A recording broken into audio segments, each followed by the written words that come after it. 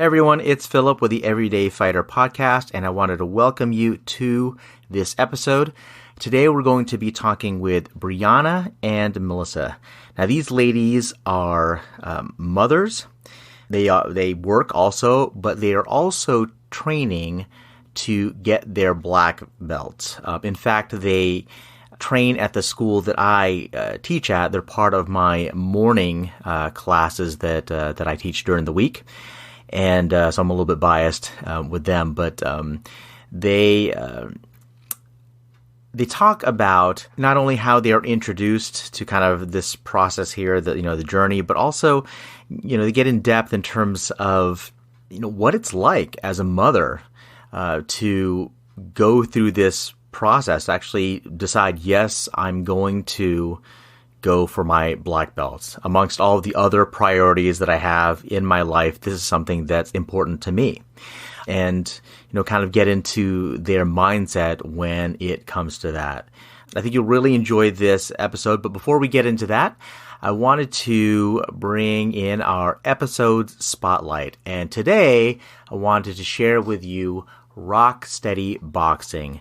Now, I came across these folks a few years back, and what they do is they help people at all stages of Parkinson's disease. So if you're not familiar, Parkinson's disease is a condition where some of the neurons in the brain start degenerating, and it affects people's motor skills. They're not able to move or even speak as effectively over time. And studies have found that kind of intense exercise really helps to kind of stave off the symptoms of Parkinson's. And this particular organization, Rock Steady Boxing, uses boxing as their chosen mode of exercise.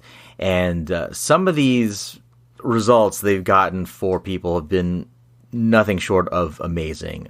You'll see on their YouTube channel, on Facebook, and on their website some of the before and afters, and just hearing what these people say about being able to get some of their functions back, as far as being able to move again and have control over the body. It's just been amazing. So I love these folks.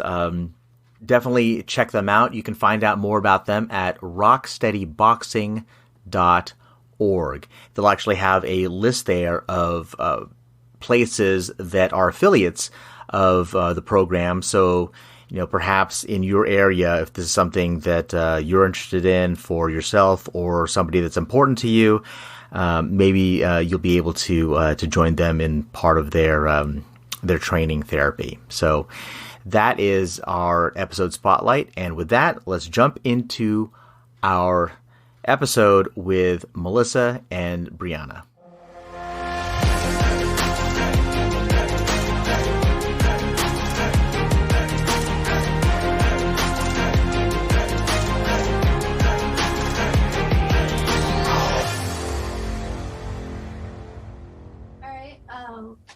I'm from Alhambra, California.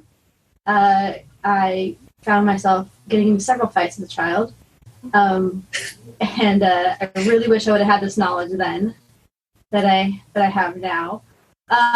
We found Chosen because my middle child had behavioral issues, and he needed to focus and concentrate and not be a crazy maniac.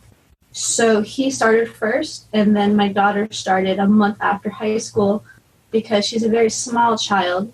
And when I saw what a high school boy looks like these days, she would be an absolute chum in the water. She would be bait like nobody's business. So she started. And then my third one started because that was his reward for potty training. And then I was sick and tired of sitting. There's all the different incentives here, Some people go with candy, like other people like, he saw his sister do it, his brother do it, and he wanted to do it. And I said, we have to be potty trained to do it. So then he decided that he was done. And then I got sick and tired of sitting and watching three people practice. And I was like, no, it's my turn.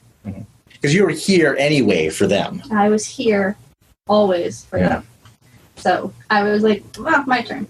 Did you were you doing any other kind of working out or anything like that even prior to that? No, I'm by nature I'm a runner. Mm-hmm. I've run my entire life or played baseball or both. And I was like, no, this looks like it would be a really good workout. And I did kickboxing in the past, and I thought this was just, kickboxing with a belt. Mm. Like, I'm earning myself somewhere by doing this, and I might as well. So when you say kickboxing, was that something you did when you were a kid, and it was kind of, or was it? No, I did it in my early 20s. I had a friend that was a personal trainer, and he offered a kickboxing class, and I said, what the heck? I might as well do it while I'm here training anyways. And it was fun. I enjoyed it. It definitely helped with getting the aggression out. Mm. And then when that chapter of my life closed, I, back to just on the treadmill. Mm. So, Briana, how about you? So I grew up in Pomona. I didn't have very much trouble. I didn't get into fights or anything like that. I mean, I'm sure people. Because you weren't living in Meliss's neighborhood, that's why she wasn't around you to start fights with you. Yeah, I think for me, I've always wanted to do some type of martial arts ever since I was a pretty young girl. Mm. I think for me though, and it's gonna get a little dark, but for me, I think what it was that made me really want to do something with martial arts was I grew up watching my mom just get beat down by my stepdad. Mm. And for me, it was I was very fearful as a child. I'm not even kidding. I would go to sleep at night thinking, I'm going to die. I'm going to be murdered in my sleep because my stepdad would just get into these fits of rage and just go crazy on my mom. And I would think if this is the woman that he chose to marry, I'm not even his child, I'm his stepchild. What would he do to me? He didn't choose me, he chose my mom. So I was really terrified ever since I was a child. Mm. And then as I got older, it was something that I always still wanted to do. It was in my gut, when you just know you're supposed to be doing something. That was how I felt about martial arts. I was I know I'm supposed to be doing this, but I would just push it aside all the time. And then fast forward, I was 20, maybe 22, and I met Danielle at the gym in Upland, and she was oh yeah, I'm gonna get my black belt, I do this, whatever, and I'm here at Chosen. And I was oh, that's cool.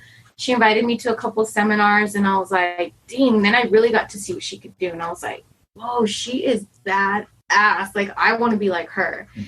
And I think it really, I ended up joining Chosen because my husband signed me up without me knowing. He was just hey, here you go. You got to go. I've already paid for it, so now you have to go. And I was so have you been talking to him about it, up to that point? All the time. He knew that I've always wanted to do it. Mm. And he would always encourage me to do it. Mm. And I was just, no, I have the kids. I can't do it. I don't have time. Mm. And, he did it. And he was there, now you don't have a choice. Now you have to do it. Wow. Yeah. So it was cool. Did you do sports or anything like that even prior? Yeah. So prior to this, I did, I played volleyball in high school. And then after that, I played co-ed softball. Mm. Yeah. You didn't want to pursue any, because you can get pickup leagues and that type of thing. But that's not something you, that's very different than this. It was volleyball was it was fun. It was what I did for fun, but it wasn't a passion. It wasn't I didn't really care. It was whatever. It was just fun for me. I see. Where this was more, it was different. It was more that gut feeling, this is what you're supposed to be doing. Do it. Mm. Yeah. So that was it's interesting because you at the time you already had kids, right? When you started here? Yeah. Okay. So, I'm sure with you also, Melissa, you're already here already, mm-hmm. right? But so it wasn't necessarily such that you're taking time away from your kids necessarily in you doing this, at least at the time when you started. Right. But for you, Briana, was that something that was ever on your mind? It was, but my husband was always very supportive. And so I think he made it kind of like a family thing. So it was me that was working out and stuff, but like he would come with the kids and they would watch me work out. So I didn't feel as guilty because they were there. And so I was like, okay, it's an hour, I spend my whole day devoted to my children, an hour for myself. Like, I'm okay. And they're here. So I didn't feel guilty. I felt okay. Yeah. So, Melissa, like, how long after even your middle son started here was it to the time that you started? 3 years. Oh, it's 3 years. Yes. That's a long time. Wow. So how do you feel that that your relationship with your kids had changed since you started training here? I don't know if it's changed, but I definitely enjoy the extra level of parenting. What do you mean by that, extra level parenting? If they don't do what they're supposed to do, we tell Sensei Carlos, or we have to come in the office and talk to Shihan because they were decided to do something naughty at school. So the nice part about having my kids here is they lovingly fear their senseis. So that helps me help them grow up and not be snots. So you have some help in terms of shaping. Yes. They're gonna. I see. Now, what about like your husband and how he views all this, and even like you getting involved in this? What was that process like? He's kind of a non-factor. He pays the bills. He just, as long as it doesn't interrupt his life, he's cool with it. But other than that, he's just, he might take the kids to a tournament. It's not his problem. So it's more of like it's something that you had been doing with the kids. Correct. I see. Okay. What has it been like with the kids seeing you going through what you do here? I mean, like how long because you've been training how long now? 3.5 years. 3.5 years. Briana, how about you? I think like 3 years. Yeah, about 3 years, Yeah. right? So what is it like for them to see you going through these things? Or like what do they say about it? Well, with my daughter, she's like, that's what you get for making me get my black belt. Like, this is all your just desserts because, you're hounding me about my book and doing all, your requirements for black belt. And then with my middle one, he will get his black belt next year. And he's just like, I don't know if I could keep up with this level when I see you do this. And I was like, all you have to do is go to school. You don't have to work or clean a house, or you've got time to do it. And my little one, I don't think that he realizes, mommy's getting her black belt or what the actual, meaning of it is, because he just counts the belts that are out and goes, okay, I'm here and you're here. And so that's 7 belts from where I'm at. Like, I don't think he really sinks into what the actual meaning of it is. Go back to what you're saying though with your second, as far as like keeping up with this, like you'd have trouble. What is that? Well, he sees me go through the requirements of the black belt that I have to do X amount of sit-ups, push-ups, squats, and it's an overwhelming number when he sees what you have to do in order to be a black belt. It's not, there's not a black belt store where I can go and pick up a black belt. You have to earn it, and it's not an easy path. And he doesn't believe that he can hack it. So he's seeing what you're going through, and he's having doubts or having to do that for himself. Yes. So what do you tell him in those cases? I tell him it's much easier for a child to do this than an adult. If you don't do this, I would love to. The only thing I think about in the summertime is just completing my black belt book and not running a house and working 2 jobs and, gardening and yard work and, making sure the children are eating. And, it's much easier to do this at this stage of your life than to do it at my stage in my life. You don't want to have to do that. So let's talk about that, because you listed out all the different things already that's already in your life, and this is, some people listening to this would think that's on top of it, right? It's like you get a sandwich you get a club. It's like, okay, well, I don't need the tomato or whatever, or I don't need this, but you have it all in there. So why? Because this is my insurance. Martial arts is an insurance. It's an insurance of not being taken advantage of. This is my insurance that that I can control a situation that seemingly seems dangerous. That I have the ability to do that, and I can't quit. You don't quit. You get this far in the game, you're like, I'm all the way, pedal to the metal, full speed ahead. Get it done.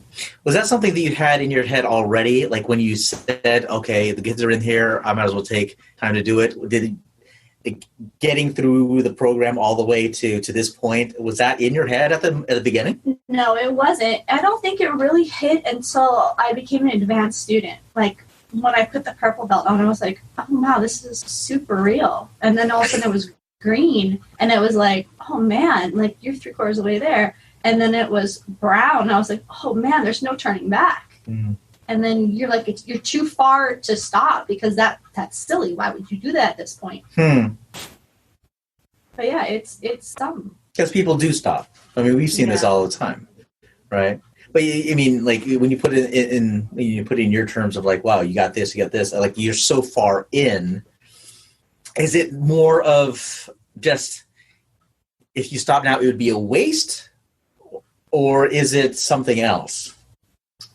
It definitely would be a waste if you stop, because why? Why would you stop this far in?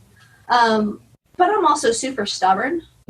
So I don't really, I think it's more like that I want the naysayers to be quiet. Like, you can't do this. Yeah, I can. It's just, I think it's also proving people wrong. You're a girl. Look at the size of you.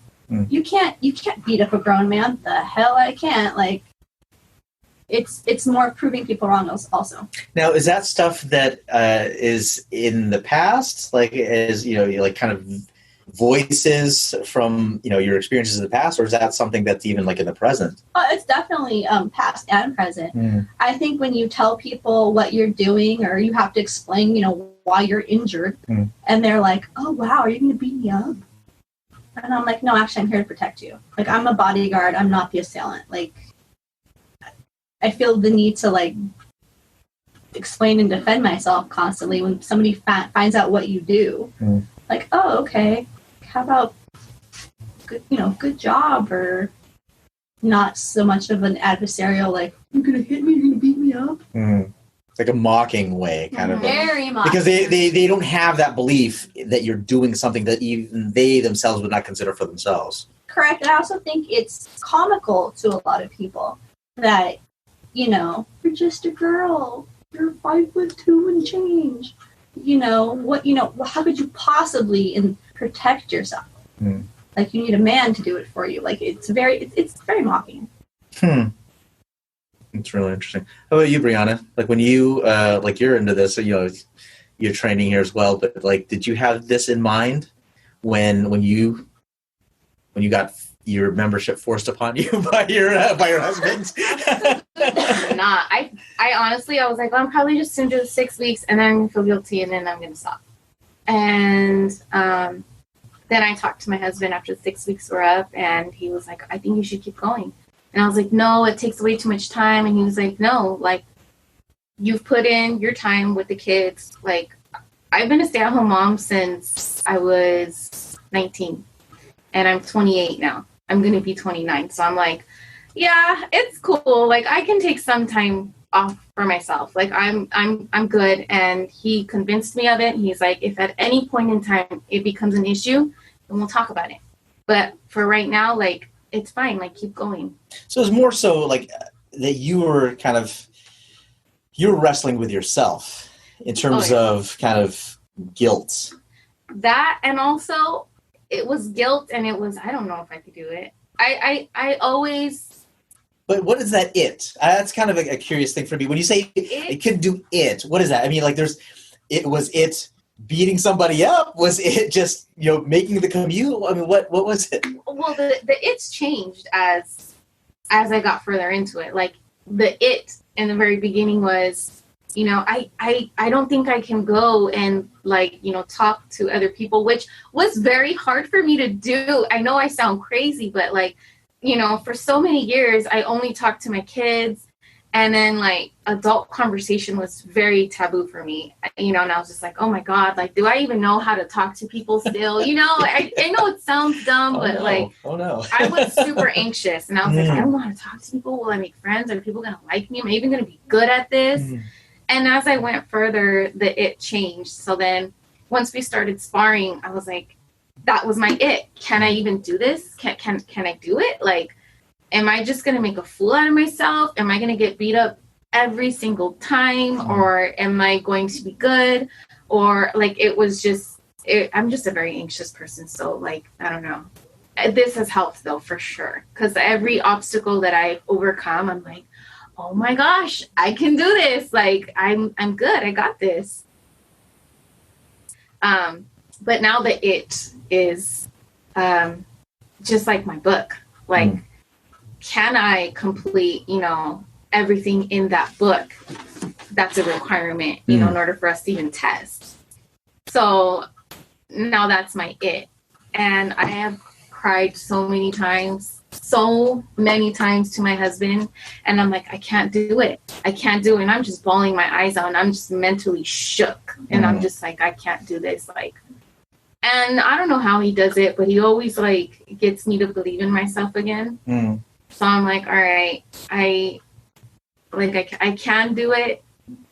Now the next it is the black belt test, like the actual test. Like I'm freaking out about it. And I'm like, I'm not going to be able to do this. Like, how am I going to do this? I don't know how I'm going to do it. Like I'm freaking out. And I don't even really know what's going to happen. I mean, I got a gist of it, but like, I don't know. Because I mean, for this particular, at least the system here at our dojo, it's, you pretty much put a mountain in front of you and say, all right, go ahead and climb it, you know, anyway. And then there's not much just direction for it either. It's just like, here it is, you take care of it. All right. So like when you first got that, like the real look at what you had to do, like that, a little surprised? Oh yeah. I mean, for sure. I was like, how can we do this in this many weeks? Like, this just doesn't, how? Like, because did you already commit to like going down the path before you got the list of things that you had to do? We signed first, and then we got the book. And then you got the book. Yeah. Here's an interesting question. Would you have signed if you would have seen the book first? Yes. I mean, I saw the book last year, and my daughter did it. So I got the preview of what I sent her first, but I got the preview of what to expect. It's honestly, it's just time management. It's time. You have to like, there's no TV watching. There's no going out with friends, which sounds, I mean, this all sounds dire and everything, but like, this is, you know, we always say at our house, nut cutting time. Like it's time to like get down to business. Every day is a schedule. You have X amount of things to do today, and this is my karate workout for the day. I've got to nail these things so I can move on to the next thing. Well, I wouldn't just say it's time management, quite frankly, because, you know, anybody can put something in their calendar, you know, in the day, but there's a reason that you're putting that in, right? Oh yeah. You can't just say, okay, but we'll put all this stuff in, and it's not like Legos, it's not like Tetris, because there's no value that corresponds to those little Lego or Tetris pieces, right? There's value that you put into making your meals for your kids, or spending time with family, or doing, you know, going on a date night and that type of thing. But then you see this thing that some people on the outside would say, well, that's just an extracurricular activity. Yep. You know, that's not that important. They would say that's not that important. Yet you take that piece and you still put it in there. So that, for me, it's not just a matter of time management. It represents something. There's something to it. For sure. Or else you wouldn't do it, because who doesn't want easy? Right? Right. I mean, who doesn't want easy? Yeah. But you know this is not easy for you to have to take this piece. Sometimes that piece is a circle, and you got to fit it into that square. And it's hard to do that. Yet you still do it. Mm-hmm. Whether it's because the challenge is time or guilt. Yeah. Right? Right. Me, I know just personally, I know guilt was a big one for me. So I want to talk a bit about the walls. I mean, Briana, you talked about like the it's changing as you go. Melissa, have you found, was that the same for you as well? That your reason for going, or the thing that you're questioning yourself about has changed, or has it stayed the same since you started? No, I of course, I think it changes because over time, your circumstances in your life change. I added another job, and I was like, I don't know if I can do it in the correspondence of where's this time going to come from? I used to go to morning class all the time, and then adding another source of income to my life, that had to change. It changed. It's horrible because I love morning class. It will always hold a special place in my heart. But it changed. Can I do it? Where do I fit it into my life? It's got to evolve as you evolve, right? It's like when we talk about sparring a lot, right? We're talking about when we're doing the self-defense type things, it's one thing where you're doing it in the air, you're doing it out of a bag. Completely different when you're on a person, and that person is not holding mitts for you. That person is not just willingly going down, taking it, but this person is fighting back. The circumstances are changing even within that particular moment in time. But you still make it. But so you do the best you can in anything that comes. Let's talk about sparring. Ooh, fun.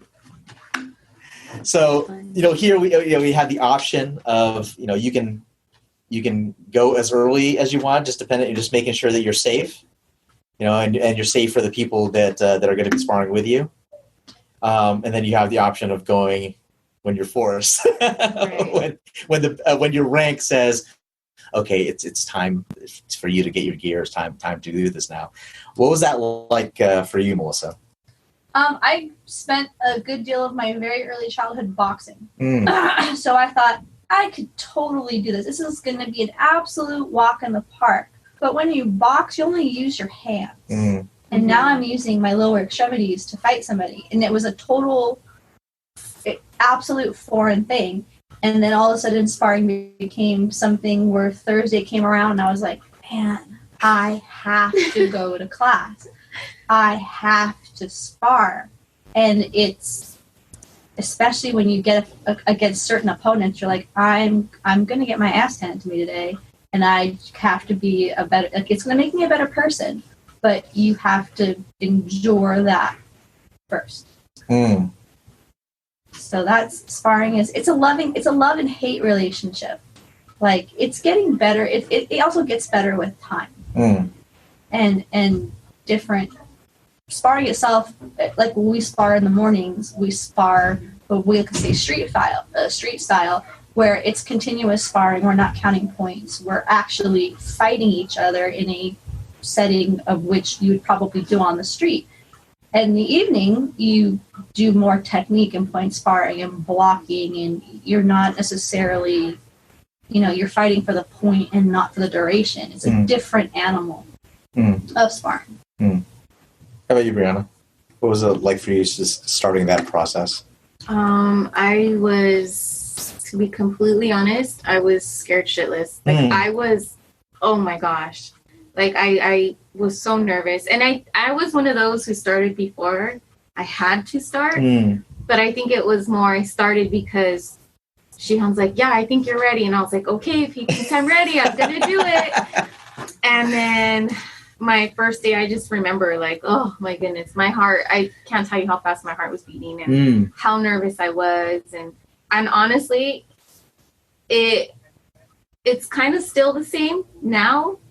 Like I still get nervous, like, oh my goodness, you know, but I think I appreciate it more now. What do you mean? I see how, like, you know, like Melissa was saying, like you spar people and you're like, I know I'm going to get beat up. Like, I know for a fact I'm going to get beat up. But kind of just appreciate the beating as it's not even that they want to beat me up. It's like, hey, they found a spot where I was open and, you know, they took that opportunity, and it just kind of makes me more aware of how I'm fighting and how open I am. And, you know, okay, I need to pay more attention. I need to move my head more. I'm keeping my head in one place. I'm totally predictable. Like they could just keep, you know, hitting me. My head is in one space. So it's like, I think now that's how I appreciate it more. Where back then I was just like, I'm getting beat up. Where now it's like, I'm not moving. I'm not moving my head. I'm not angling out. I'm not, you know, I'm not checking those kicks, you know, it's just become, yeah, just I appreciate it so much more now. Now, what type of feedback have you gotten from friends, family, people that have seen you, or like maybe, I guess that's the thing too. Like there's the difference between the people that actually see you do it and the people that just hear about you doing it. But when you describe the types of things you're talking about right now, or do you actually describe these things? Do you talk to people outside about what you do here? I do. I call like my mom and my sisters and stuff, but I just think if they're not really interested in it, like they don't really like I don't think my mom and my sister really try to like envision what it is that I'm doing. You know, sometimes I'll like, you know, set it up for them and be like, yeah, so I was sparring and you know what the dojo looks like. And, you know, I was sparring this person. So if you can just imagine we're all geared up, you know, and then, oh, I took a hit and I'm like, oh, my leg hurts so bad, but keep going, you know, and they're just like, oh, okay, that's nice. Just kind of like, oh, okay. There's just some people that don't appreciate it as much. Like I can tell my husband and he's like, no way, like, oh, that's so cool, like because he's watched me spar and he's watched me while we work out and stuff, so he gets like really excited. And I told him like, oh, the other day I sparred Shihan and he was like, you sparred Shihan? I was like, yeah. He's like, no way, oh my gosh, tell me everything, how did it go? And I'm just like, I could never have that conversation with certain people that like if they don't care. What about you, Melissa? I think it's when you speak to somebody who, it's like speaking your language. If you speak to somebody who's outside the dojo that doesn't understand what sparring is, they act as if while you pay somebody to beat you up. But when you speak to somebody that has some sort of boxing or martial arts knowledge, you guys are on the same wavelength. You're speaking the same language, and they understand you better. There's a couple guys I work with that one's in karate and one does capoeira, and we're always talking shop about, oh, well, how'd you do this week and that stuff. And those are the people I can communicate with that are not inside the dojo. People that are outside, they have a very different reaction to it. And I'm like, oh, what happened to your eye? Oh, I was sparring on Thursday night and I got mad, and they're like, you got hit in the face? They act as if, I've been just beaten senseless for no reason. And I'm like, oh no, actually this is what I do. And those are the also interesting looks I get from people. I'm like, oh, okay, well, I'm going to just keep to the people that understand the language I speak, because for outsiders, they don't understand. Well, it's one thing about this as well is that I think there's a lot of stuff that we do these days, just in terms of culturally, that is, we want people to get along, right? We don't want people fighting in the streets or that type of thing. So it's got to pass those laws, and you get the culture of like, okay, well, fighting is a bad thing, right? Particularly if you have children, right? I mean, I wouldn't want my kids out in the street, like starting fights and that type of stuff. You can get it, but quite frankly, what we're doing here is we're getting better at kind of violence type of thing. Has your viewpoint, particularly with your kids, changed at all in terms of like them hitting somebody or them getting hit or that type of thing from the before you started your journey here and after, Briana? For sure, yeah, it's changed. I think, like for me growing up, it was always like, don't get in a fight, don't start fights, and so I grew up with that mentality, and I kind of had like this. Like it would be your fault if you got into a fight? Yeah, like my mom was very much like, if I have to leave work to pick you up because you started a fight or you got in a fight, like you're gonna get your ass whooped. And I was like, that don't make no sense. But I was like, okay, I mean, like even if they attack me? Yeah, that was the thing, because my mom was just like, if I have to leave work, and I was like, oh, okay, you don't mess with my mom, so I listened.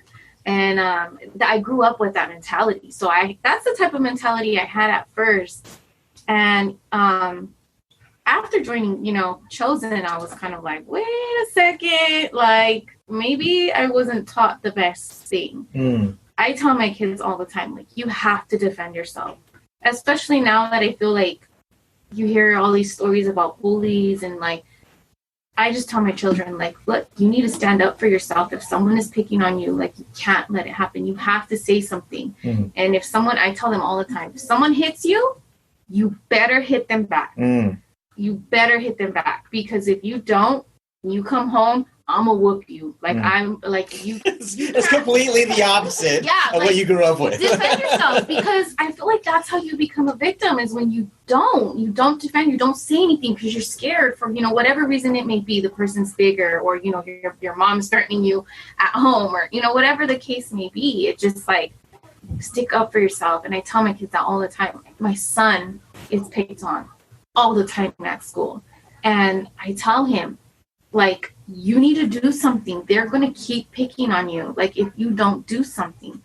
I had him come home with a bruise on his head. He got a rock thrown at his head by one of the students. He was kneed in the face for no reason. The kid just walked up to my son and kneed him in the face. And I know that sounds unbelievable, but when I brought it up to the principal, and the principal was like, I'm going to handle the situation, brought the kid in, talked to the kid. Did you do this? Yes, I did. Why did you do it? Because I wanted to. The principal was like, he actually said, because I wanted to, because I felt like it. And I'm like, oh my goodness, like, my kid has to stick up for himself. And he's very shy and soft-spoken. My daughter, she's a different story. She's much like her mother. And she's like, nope, not having it. She's very outspoken. She doesn't let anyone punk her. Like, she'll stand her ground. Like, she's been pushed before, and she's like, Mommy, this girl pushed me, and I pushed her back so hard, like you told me to. And, the supervisor came over and was like, what's going on? And my daughter's like, this girl tried to cut in front of me, and I told her the line was back there, so she pushed me, and I defended myself, and I pushed her back. I was like, well, don't push my daughter then. Like, I don't play that. That's how drastic change, but yeah, it's definitely changed. What about you, Melissa? I grew up in a household where you better not throw the first punch, but you better throw the second punch. My mother was very adamant about that, and I was picked on quite a bit as a kid, and I was a very, very small child, like my daughter, and I got into a big fight one day with the school bully, and I laid him out, and I remember I got the brunt of the punishment, and the kid actually broke my arm during the fight, and he fractured my kneecap. I mean, it was a really, really intense 4th grade fight. And I got in trouble because I struck him after he'd injured me. And apparently that's like a huge no-no. And my mother came down to the school, and she read my principal the riot act. She's like, first off, she's a very small girl, and a boy beat her up, and she defended herself, and she's the one that, I was suspended. My mother was, ooh, man, you don't want to get her mad. My daughter has been into a fight at school. My middle one's been into a fight at school. My little one hasn't yet. We'll see what kindergarten brings. But they both defended themselves at school, and the lay of the land is, if you get into a fight, whether you're the aggressor or the defender, you're punished straight across the board no matter what. And I was like, I told the principal, I was like, hey, I understand why you have rules in place, but if you're the person, if you're the second if you're the one defending yourself, that's the law says you're allowed to. Mm-hmm. You're allowed to defend yourself within reasonable means. And I don't think, that rule is a good one. Mm. I mean, y'all have been doing this for a bit now. You've got a good handle on, how to use your body, how to use the weapons you're born with. Has that shown up in different ways outside of this place for you? Like in what way? Like, what do you mean? Well, I'm wondering, because that's kind of like the thing that people tout, particularly if they're trying to sell it, trying to get you to the school or whatever, is like you get confidence, you'll get to learn this and that, and it'll affect different areas of your life beyond just this, right? But my question is that really the case? Is that something that, not that you necessarily had to defend yourself physically against somebody? Right. Because I think that's a given. If it's like, well, now you have new skills and you can apply them. Mm-hmm. But in other ways, because here we talk about the its have changed. The walls that you hit also, you hit multiple walls in your training. But as you go through, as you have the experiences here, has that affected the way you've done things outside, like in your kind of normal life? Yeah, I wouldn't say I have a normal life though, but I think for sure, because like for me, like I said, I've dealt with like anxiety. Like I'm talking like I couldn't even go to the grocery store because in my head I'm like, someone is going to attack me and I'm terrified. And this is because you grew up with all this. I grew up with this, yes. Yeah.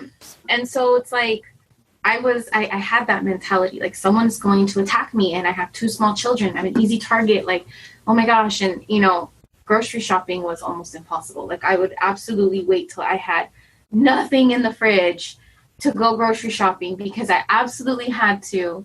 And it was horrible. And now I'm like able to go places by myself without even thinking or second guessing myself. Just kind of like, okay, you got to go grocery shopping. Like it's helped with my anxiety tremendously. And just also like, because I think I have more confidence in myself. Like, okay, if someone were to attack me, I know what to do. And I know I can do it because I do it all the time here at the dojo. So I'm like, I'm okay. And I have to like kind of talk myself down and, like, I'm good. Like, you're safe. Like, you don't have to worry about this stuff. And in that way, for sure. It's also given me confidence because, like, I went to college and I had to drop out. And I haven't wanted to go back because I was scared of failing again, like dropping out again. And so I'm like, okay, here I am. I'm so close to getting my black belt. Like, I think this is also like the reason why I'm really pushing to get that black belt, because I'm like, if I can get my black belt, I can go back to college. I can do anything that, I want to do because I've done this. And I know all the struggles that I've had here that I've been able to overcome. Like, if I can do that, then I can definitely go to college and finish and, get a career and do what I want, really. So. What about you, Melissa? I think I always had confidence in like boxing skills, like my hands, that I could defend myself up here. I think more it was with my voice, where if I saw somebody like do something they weren't supposed to do, I can be like, stop, don't touch them, leave them alone. Like, I could be assertive vocally more than having to use any sort of fighting, elements. I don't have to strike you in any sort of way. I can tell you with my voice that I'm a confident person and I'm going to push you back or away from somebody that needs help just by telling you need to leave. So you didn't feel like you had that ability before? Which is strange because I'm a yeller. So I'm not sure why. I just think, I know what I've seen the kids do the kidnap seminars here where they tell if there's somebody that comes up to you, tell them, stop, don't touch me, leave me alone. I don't think it ever occurred to me to do that myself. Like, if I saw like an old lady getting, robbed or something, I could go over and yell at the person, be like, you need to stop, you need to leave her alone, you need to back off right now. And I don't think I had that ability before. never crossed my mind to do that. Like you would have, what would you have done otherwise, do you think? Like, would you Called have the cops? Yeah. I wouldn't have been the vigilante that You wouldn't have gotten involved. I wouldn't have personally gone in. I So whether it was like actually saying something, or even if it came down to it, getting involved physically. So you wouldn't have done that before. I don't think I would have. If it would have happened to myself personally, I would have. But I don't think I would have been, not the superhero, but I wouldn't have been the person to stand up for somebody else that was being victimized. I feel like I have that ability now. Now, is it because you know moves now, or is it? Well, I think it, like Briana was saying, it plays into the factor of confidence.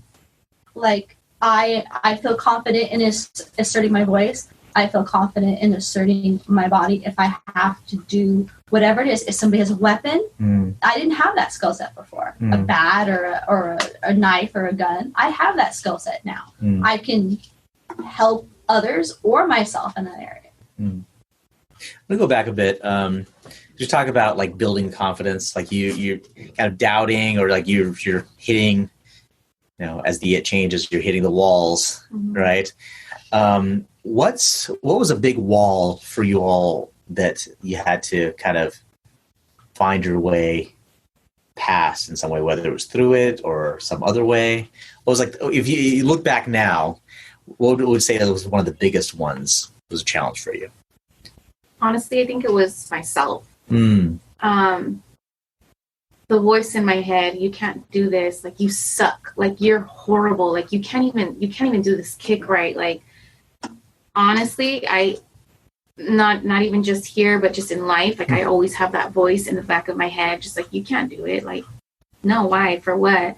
Like, and for me, looking back now, like that held me back a lot, with like knowing that I could do better, but also convinced that I couldn't. I don't know if that makes any sense, but like, just like, oh, I can't do it. I can't do it. Like, when I look back, I'm like, that held me back so much. Like with sparring, like I held myself back so much because in my head, you suck. You got hit like so many times in a row. Like you suck. Like you can't do it. Just quit. Like just stop. And I think that was honestly like the biggest wall that I had to overcome. Like I literally would wake up and tell myself, like, okay, what are we going to do today? You're going to go to Muay Thai. Why go to Muay Thai? Why are you going to drive all the way to Laverne? I live in Riverside, so it's a far drive. Why are you going to waste your gas and go? Like, you're not even good.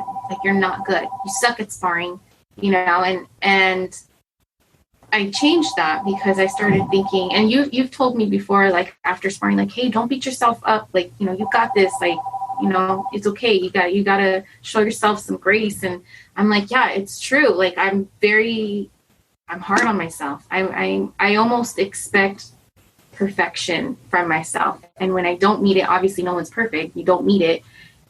I get super upset and, oh, you suck and you can't do this and you should just quit now. And now I've had to change that. I told myself, like, okay, like, that's it. I can't talk to myself like that anymore. I wake up in the morning and I just think to myself, all right, one step at a time. Let's get ready. Let's go. We're going to drive. Damn, it's a freaking 40-minute drive. Okay. Well, you know what? It's okay. Like, that's my me time. I'm going to, turn on my Spanish music. I'm going to dance in the car. We're going to get there safely, and, once we get to Muay Thai, that's your workout time. You're going to lose weight. Or, I just try and like tell myself good things instead of, oh, you're sitting in traffic and then you're going to get to Muay Thai. And I just try that's how I've tried to overcome that wall. Just telling myself. Was that something that for some people, a transition like that, it happens in an instant? For others, it happens over time. Was there one or the other more so for you? Oh no, this took time. Yeah. It took time.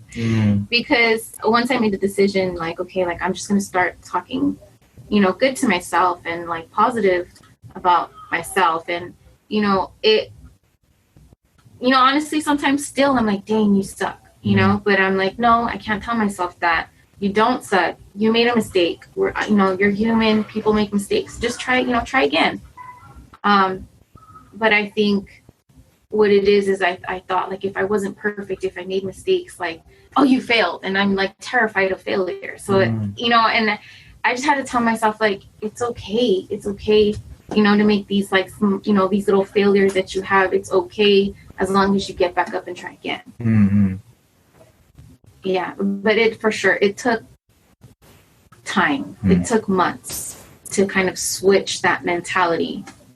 And as you were saying earlier, I mean, it's the goal line is different at different times of your training, different times of your life. Things are happening outside as well. Yeah. So ample opportunity for kind of that voice to start creeping back in a little bit. Mm-hmm. Right? But now you have practice more so of what to do when you start hearing it. Yeah. Yeah. What about you, Melissa? Do you have any particular walls that stand out? Definitely internal monologue, like she was saying. I mean, it's nothing that switches a switch flips and it's overnight. It's like with every belt, you get a little bit more confidence. It's like a 12-step program to your black belt. Like it's literally like, okay, hey, I can do this. Hey, I need to be more consistent. Hey, you add different character traits with every belt. Like we have black belt homework. Like you just like, okay, I'm going to be kind this month. Hey, I'm going to be courteous. Hey, I'm going to work on my self-discipline. It's very much stacking it with every belt. This is what I'm going to check off the list today. I'm going to do this. I'm going to not beat myself up. It's okay. The house isn't perfect. Perfectionism. If you've been to my house, you know what perfectionism looks like. It looks like a museum in my house. Mm-hmm. She mine.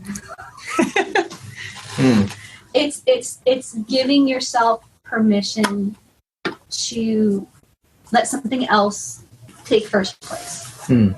So it's okay. I didn't vacuum the rugs this morning, which is totally bugging in the back of my mind. But I set aside extra time to do something else today, to train extra hard today.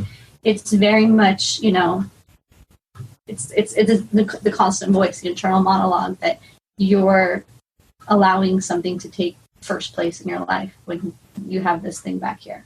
Well, the thing stood out for me too is particularly when you compare things outside, you're very much in order, right? I mean, that's the thing. I think you pride yourself on that. But then in here, not very orderly. The process is not very orderly. It's very, very messy. So how do you deal with that? Particularly if you're the one that's also saying, I'm choosing the messy, I'm choosing the chaotic, I'm choosing things that there's a lot of unknowns in there. I'm choosing that over the order, the things that I not only am used to, but I prefer that. I think having OCD and being a compulsive person, this is like my occupational therapy. Like this is my wild card. This is the unpredictable. I need this in my life because everything is so orderly over here. That's a little bit of chaos is good. And the more you go, accepting the chaos as normality rather than having this step-by-step in OCD life is something that, you have to roll with the punches, which is kind of like my motto. Like, I need to roll with the punches. It's something that I have to do, because if I, don't do that, then I'm an anxious person. I've got anxiety up the wazoo. I have to be able to take myself off the ledge and say, it's okay, this is good, you can do this, sort of thing.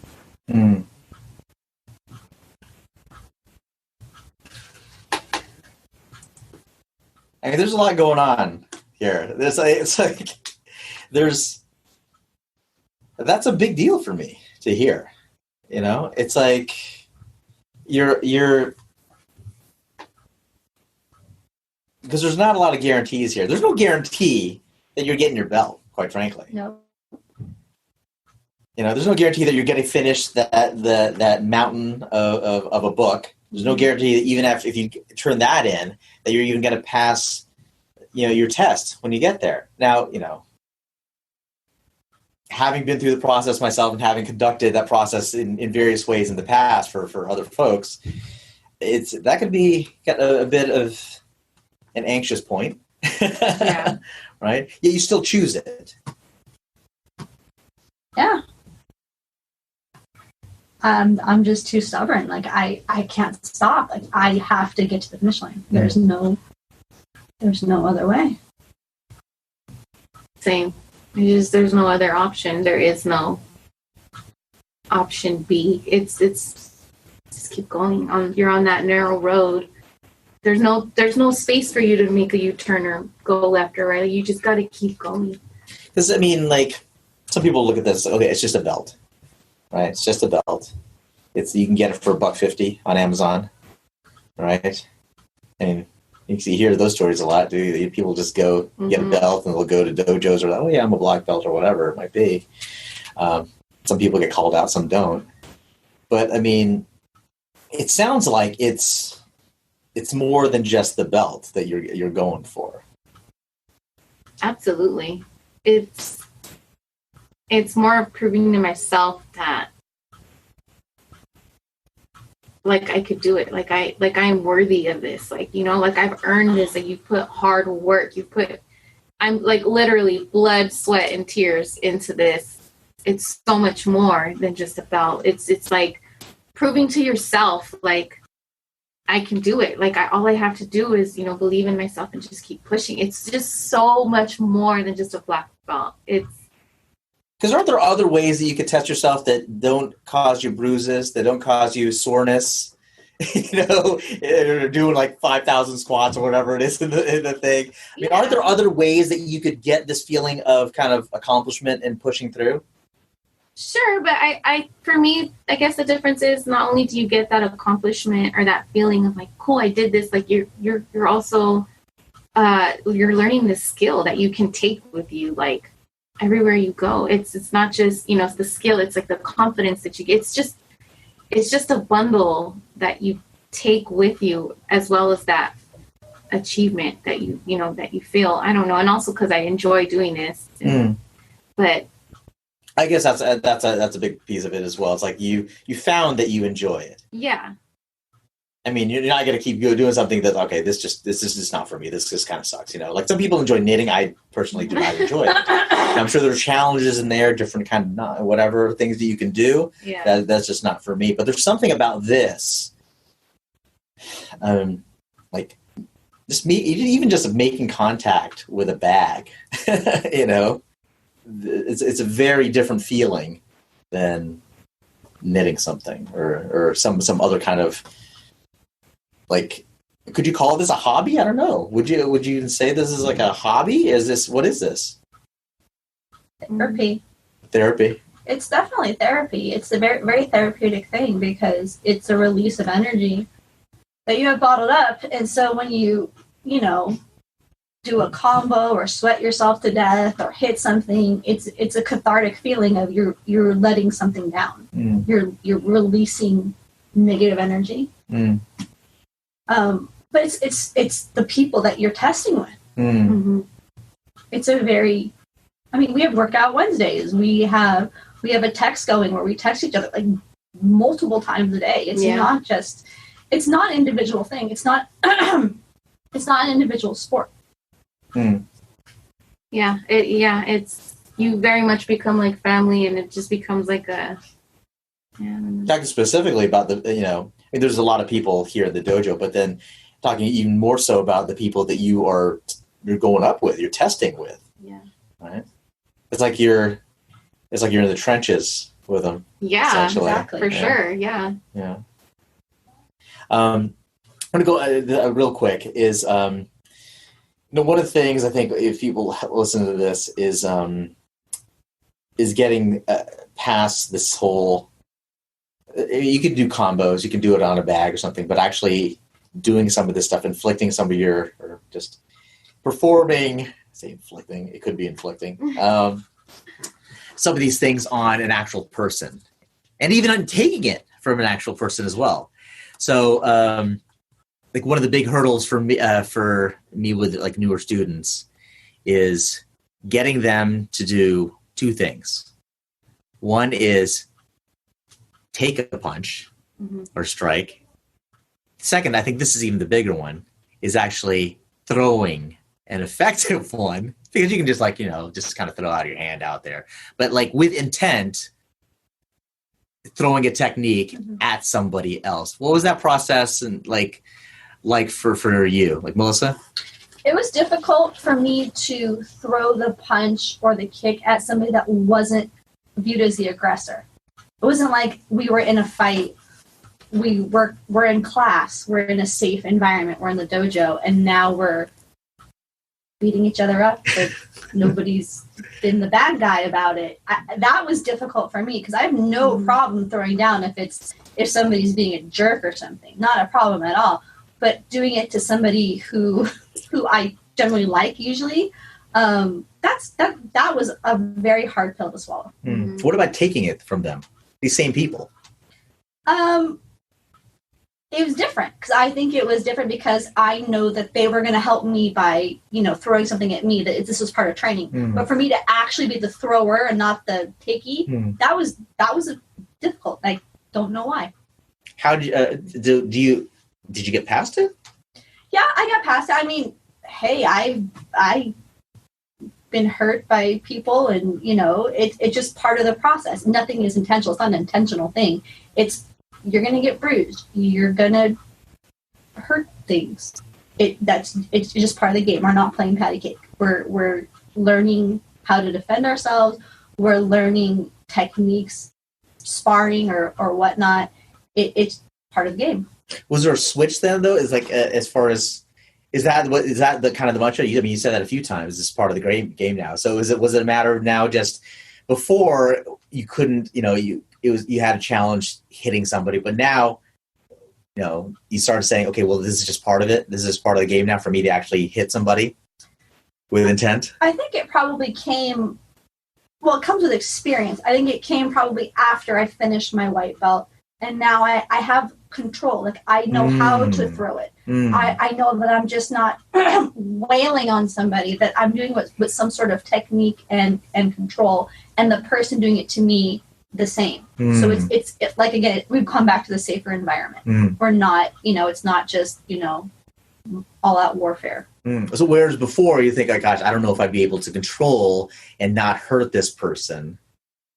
Now it's like, okay, as you kind of show up, as you go through the process, now, okay, I have a degree of control now that it's not going to get out of control. Exactly. Because I think when you box, it's just the intent is to knock somebody down. And that's what I know about fighting. And this is a totally different ballgame. What about you, Briana? I think it was really difficult, extremely difficult for me. In the beginning, especially because my whole life I was taught, don't hit, don't get in fights. So I was like, oh God. And then throwing my first punch in sparring, I remember, I will never forget. I just was like, oh my gosh, I was just so extremely scared, and I didn't want to hit too hard, but also Shihan was watching, so I was like, I can't hit too soft. So I was like, just trying to find like that perfect punch where it's not too hard, but it's enough to, okay, she got in a good hit. And then the first punch I threw, I like barely tapped her, like in her head, and Shihan just looked at me like, okay, you got the point. And I was like, oh, that was good enough. Okay, like, all right, cool. But then like after that, I think when I got more confident, I started hitting harder and a little too hard maybe. And so then it was very hard for me to learn that perfect amount of, strength behind a punch. And then as far as taking it, I think in the beginning, I was like, dang, that person hits really hard. And I found myself getting upset. Like, they hit me really hard. And then I, after a while, I was kind of just like, but you could take it. So, like, it hurt, but are you bruised? No. Are you okay? Yes. Like, all right, cool. And then, after a while, it was like you learn to use your voice. Like, if it is too much, like, hey, let's tone it down a bit, or you can pick it up, or, you know what I'm saying? Now I not encourage, but I kind of like applaud those that do hit me, because I'm like, hey, you found the spot. You're letting me know I'm open. Like, cool. Like, that was a good hit. I don't think I would have done that like a couple years ago. So it's definitely an evolution. Yeah, for sure. Ladies, any parting thoughts here? For people, here's what I'm thinking: is that going to be people in your situation that might hopefully they find their way to this, and they're listening to you and like your experiences, both of you going through this, and they can definitely feel the bond between you that has come as a result of it. Like if they and they might have hit those walls. They might be listening to this right now. They might be in the situation where they haven't even signed up for that first class, right? Their husband hasn't bought them that 6-week course as of yet, right? Or they may be all the way up to the point where it's like, ooh, I have to make a decision whether this is going somewhere or not. It's like, your relationship with somebody, there comes a point, maybe it's different time frames for each person, but it's like, okay, well, is this going somewhere? Are we still playing? Are we moving on? Right? So they might be there. So what would you say to them? Just do it. Just don't think about it and just do it. Honestly, I think if I would have thought of, I did think about it and I never did it, right? Stop thinking about it and just do it. Like, and you never know. You might find yourself getting so much out of it, just like I did. Like I can't even if I were to tell you who I was before, I came to Chosen to, obviously you guys know me now, but if I were to tell you who I was before Chosen, you'd be like, there's no way. Like, you used to stay in your house and, just not do anything. You were terrified of like outside life and like never talk to people and just really super paranoid to now where I'm like just completely different. And I don't even have to think twice about, being scared or anything when I go out or just how I carry myself. It's taught me so much more than, the skill of like defending myself. It's so much more than that. And you just do it. That's all. Just do it. And I think you have nothing to lose and everything to gain. You have no idea what it's going to mean to you until you do it. It means different things to different people. And it could mean it could be a Briana or a Melissa, or you could be some, Fred, somebody in the middle. But if you don't do it, all you're going to have is regret. Because I could have, I should have, I would have, instead of I can, I will, I am. Because like ultimately, we've run across these people, right? They tried it.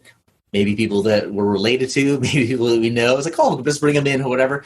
And they found this kind of like I find knitting, right? It's like it's just not for them. And then there's going to be some situations where that's the case. But it's like this is not for everybody, right? But it might be for you. Right. Like this was awesome. Appreciate it. Thanks. Folks, I hope you really enjoyed that episode as much as I did in chatting with them. Good side note as well, they had recently just gone through the actual black belt testing process, and they passed with flying colors. I was honored to be a part of the testing board, making sure that everybody in the room qualified, to get their black belt. And again, I'm happy to say that they passed their test. They're now black belts, and I'm hoping that they continue their training through it all as well. But anyway, that's today's episode, folks. We'll catch you next time on the Everyday Fighter podcast.